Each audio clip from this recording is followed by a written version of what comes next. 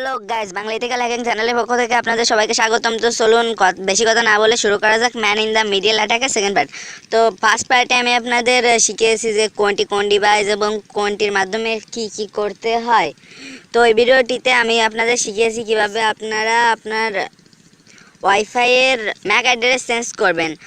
তারপর আপনারা কিভাবে এটি বেসিক ব্যবহার করবেন, কিন্তু আমি আসল জিনিসই বাদ রেখেছিলাম ম্যানিং দ্য মিডিল অ্যাটাকের।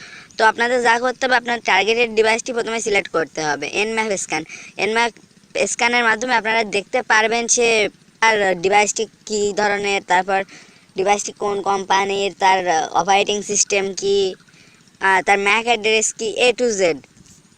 তো এটি স্ক্যান করলে আপনারা টার্গেটেড ডিভাইসের অ্যাডভান্টেজ পোর্টগুলো দেখতে পারবেন। তো এই অপশানগুলো বাদ দিয়ে দেওয়ার পর আমি যেটি দেখাবো man in the middle attack. বাকিগুলো আমি এই টিউটোরিয়াল দেখালাম না। আপনাদের যদি উৎসাহ থাকে তো আপনারা বলবেন, আমি আপনাদের পরের টিউটোরিয়ালগুলোতে দেখাবো আরও বিভিন্ন ফিচার। তো চলুন man in the middle attack কি দেখা যাক। লগেড রিকোয়েস্ট হলো যে সে যে ওয়েবসাইটে কোন পাসওয়ার্ডের ইউজার নেম প্রবেশ করেছে, আপনি এইটি ভিউতে গেলে সে যখন যেটি করবে এটি আপনাকে দেখিয়ে দেবে। লোডেড ইমেজে তার ফোন অথবা কম্পিউটারে কোন ছবি লোড করা হয়েছে, কোন ওয়েবসাইটে সেটি দেখতে পারবেন। আর তারপর যেটি MMIT মেথড, এটির মাধ্যমে আপনার ARP পয়জনিং আর ICMP, অর্থাৎ আপনারা মেথড চুজ করবেন।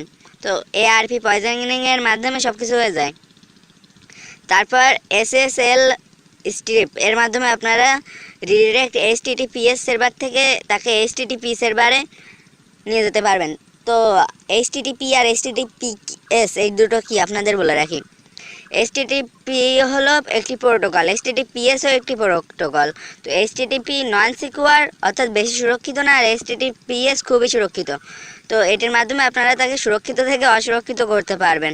তারপর রিডিরেক্ট HTTP, তার সে যে ওয়েব পেজে প্রবেশ করবে, তো আপনি তাকে রিডিরেক্ট করে দিতে পারবেন। রিডিরেক্ট কি আপনারা হয়তো জানেন না, যারা জানেন না আমি বলছি। মনে করেন আপনি গুগলে ঢুকবেন, তা এখন গুগল আপনাকে ওই জায়গা থেকে ডাইরেক্ট অন্য ওয়েবসাইটে ঢুকিয়ে দেবে, এটি হলো রিডিরেক্ট। তারপর রিপ্লেস ইমেজ, সে যে ওয়েবসাইটে গিয়ে যে ছবি দেখুক না কেন, আপনি সেই জায়গায় ছবি রিপ্লেস করে যে কোনো ছবি দিলে সে সব জায়গায় ওই ছবিটিই দেখতে পারবে। তারপর capture download, inspect download, inset HTML। তো এগুলো কি এর নিচেই লেখা রয়েছে। ক্যাপচার ডাউনলোড ফাইলের মাধ্যমে তার স্টোর করা ফাইলগুলি, সে কোন ফাইলগুলো ডাউনলোড করেছে ওইগুলো দেখতে পারবেন।